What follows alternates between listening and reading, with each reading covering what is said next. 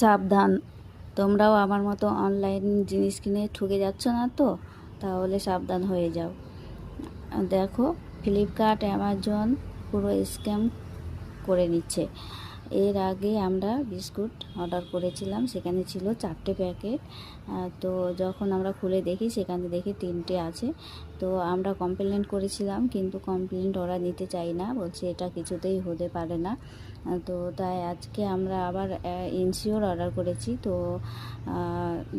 Video বানিয়ে নিচ্ছি। দেখো, দাদাভাই বললো, ভিডিও বানাতে চাইছিলাম না, তো দাদাভাই বললো যে ভিডিও বানিয়ে নে, আজকেও যদি আবার কিছু হয়, খারাপ কিছু বার হয় তাহলে বা কম থাকে, তো সেই জন্য আজকে ভিডিও বানিয়েছি। আজকে মনে হচ্ছে ঠিক আছে।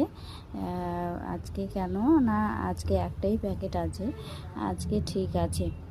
তো আমাদের মতো তোমরা কারা কারা ঠকে গেছো প্লিজ জানাতে ভুলো না। আর সবাই সাবধানে অনলাইনে জিনিস কিনলে।